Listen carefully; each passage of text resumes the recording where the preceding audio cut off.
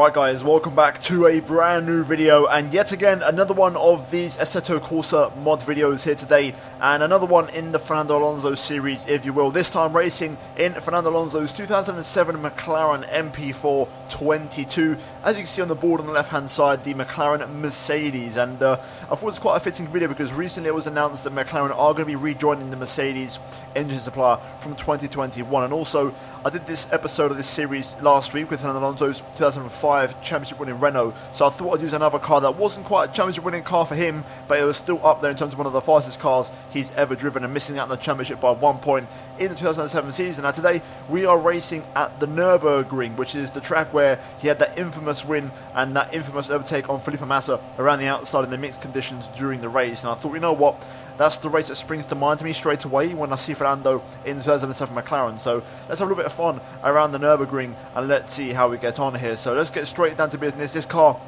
has a V8 engine. The last episode we did the 2005 Renault, which has a V10, so that sounds a bit different. This car also still had traction control. I believe it's the last of the traction control cars we've had in F1 since that year, because for 2008 it got banned, so it's the last of the traction control beasts. And of course, you know, groove tires in these cars and a hell of a lot of aerodynamic bits on the car, pretty much lots of bits of aero along the side of the chassis and also on the front wing. But yeah, overall, let's jump into it and let's see how this car feels, and also let's rev it up and let's see how it sounds. Right, here we go then. Let's rev her up and let's see what she has in store. It's not quite V10, but I think it still sounds pretty sweet. Here we go.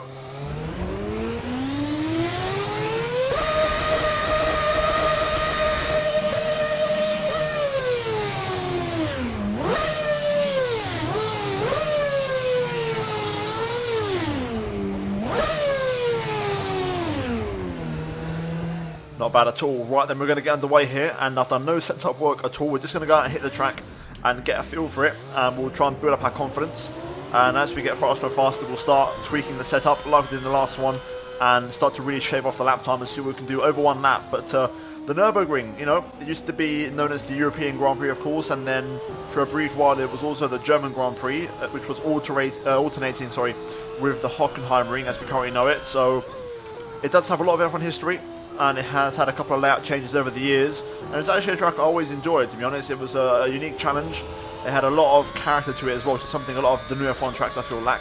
But you know, certain corners, this corner here where Fernando put the move on Massa in 07, this corner here, a nice bit of camber which feeds into another camber to right, just so much fun. And overall, I think with this car we can have a lot of fun around here. Traction control is going to make it easy to get the power down and not have to worry about spinning the rears.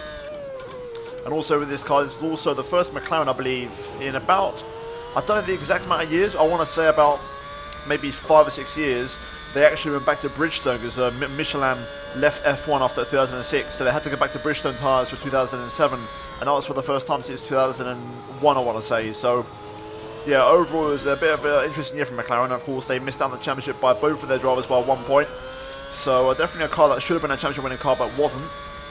But I'm looking forward to this, and again, we'll do plenty of episodes with this car, along with the R25 Renault. I've also got another car lined up as well, which I'll do a video with soon.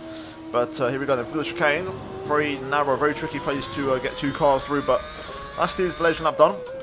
We haven't got to worry about the previous, you know, in the previous episode, the tyres were really, really hard in the 05 season because of the fact they didn't do any stops during the race for tyres, but you know, tyre tension was allowed for pit stops in 2007, so therefore the tyres are much more like normal tyres.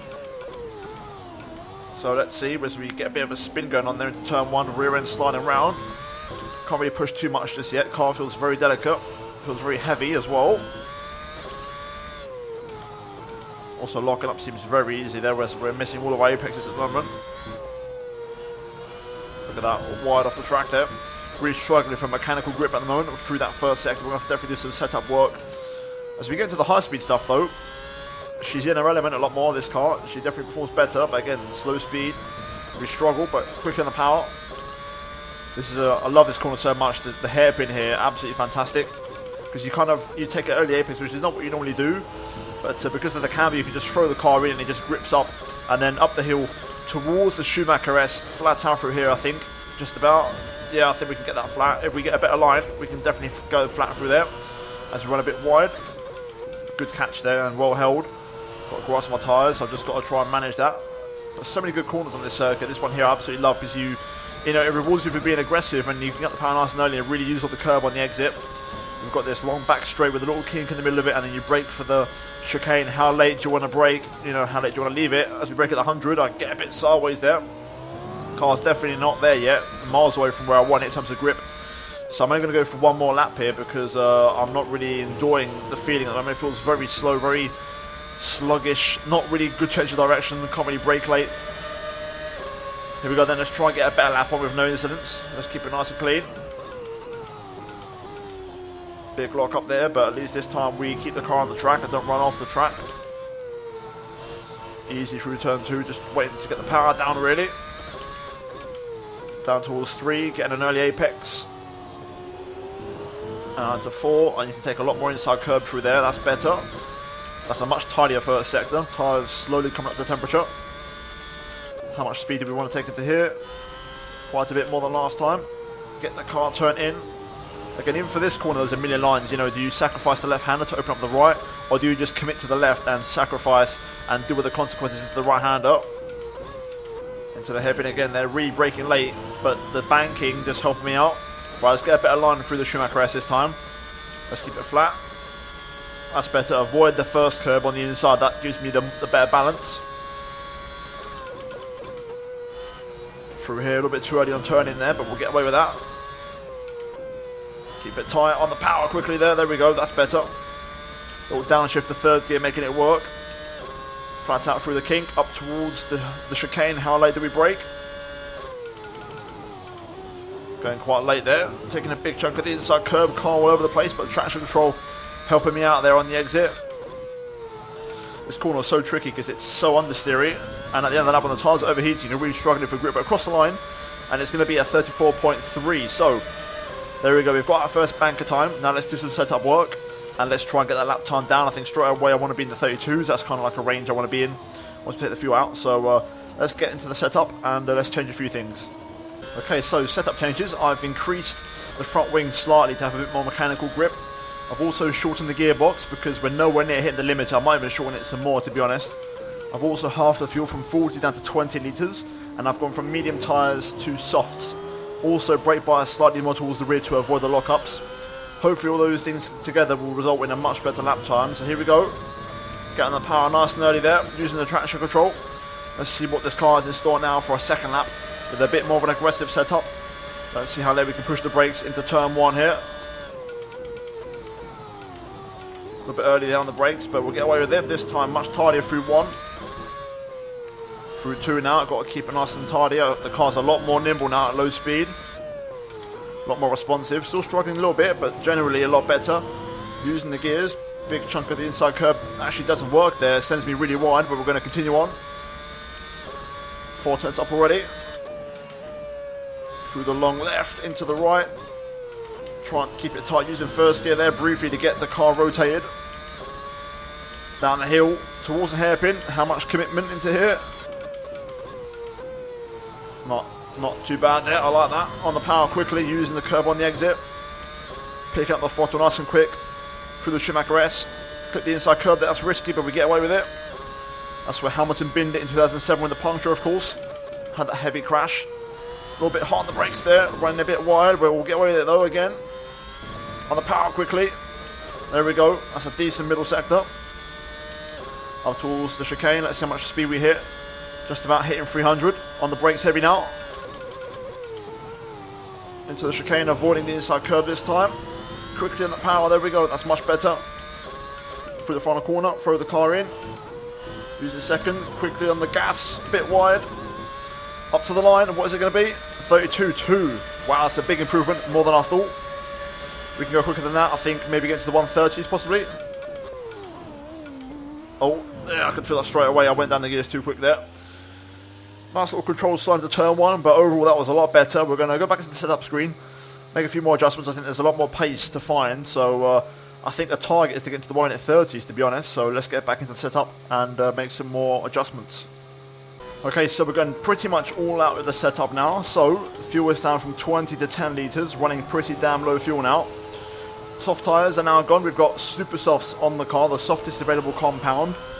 And overall, a much more aggressive car. I've also reduced the 7th gear, all the gears by 1, but I've also reduced the 7th for 1, so we should be a little bit closer And I've also gone a bit more aggressive with the tyre pressures, so this is going to be interesting. Let's see how she handles then as we get ready for the Banzai. We're going to have a couple of stabs at this to really make sure we get the perfect lap. So this is when the video gets a bit longer because we're going to try and get the perfect lap unless I nail it first time. So here we go, at the final corner, on the power. Let's get after it and let's see what this lap is like as I get my head down. Let's try and spin it into turn 1 this time and let's get late on the brakes.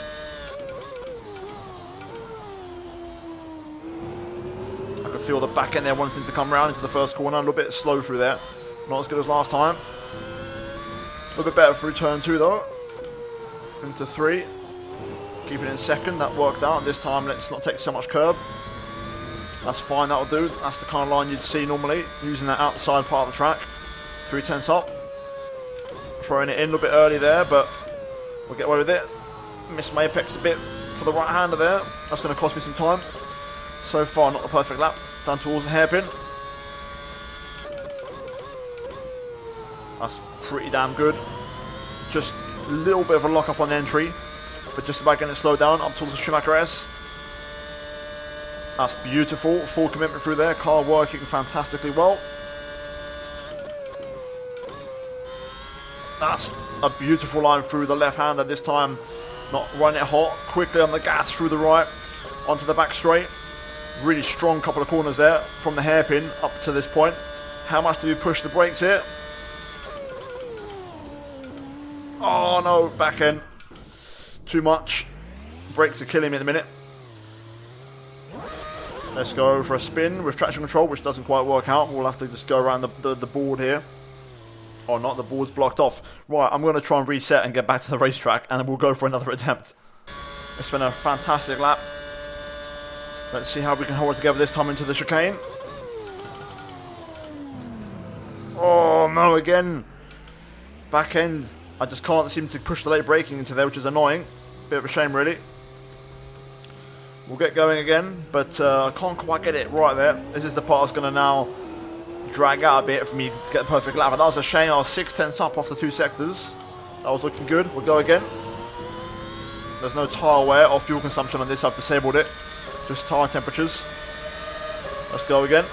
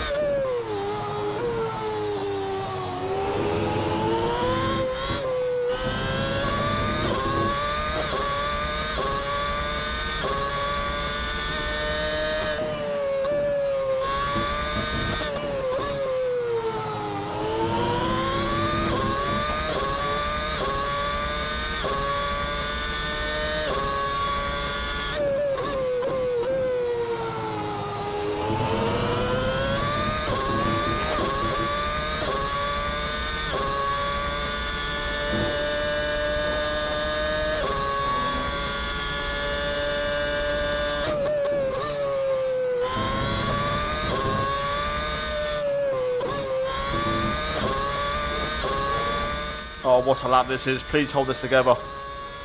Let's just not overdo it at the chicane. Let's keep it nice and tidy. This is a fantastic lap. Come on, here we go. Oh, that was good. I felt the back end want to go there. You could hear the car squirm, but we held on to it. Through the final corner on the gas, a little bit wider, but we get away with it. Up to the line. It's into the 30s. Yes, it is. What a lap. 130.9, and we've done it inside 10 laps. Much better than the last one in Interlagos where we struggled for so long.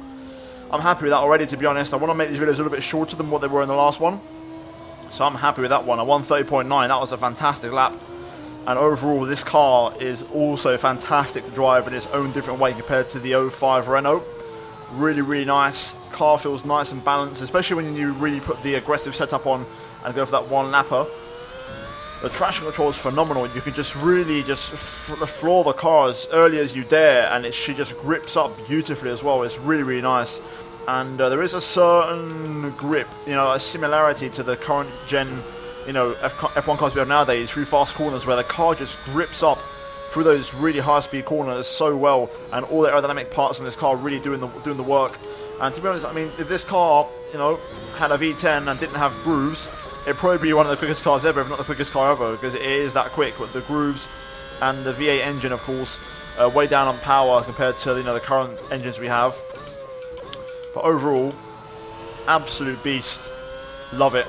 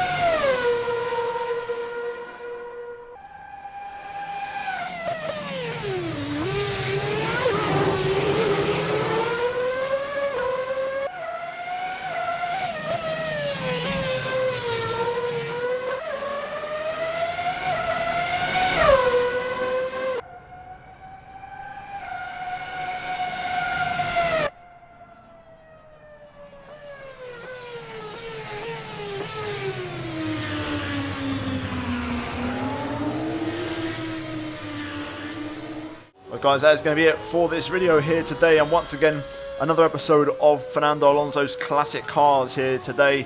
And if you guys did enjoy the video, then please be sure to check the previous episode out, guys, which I did at Interlagos. A really good one. I'm hoping to make this a bit more of a series, to be honest. So if you guys do enjoy it, let me know in the comments down below, and also possible tracks that we go around. I want to try and go around the modern F1 tracks with the kind of these retro F1 cars. But yeah, guys, if you enjoyed the video, drop a big fat like on it, and also get subscribed if you are new for daily Formula 1, and also set the course content and any other stuff that goes on the channel, including open lobbies and that kind of content. And yeah, guys, also turn on notifications to not miss any videos from me, and also finally check out these two videos on your screen if you have missed them. But other than that, guys, thank you for watching, and I'll see you in my next video very soon. But until then, it's goodbye from me.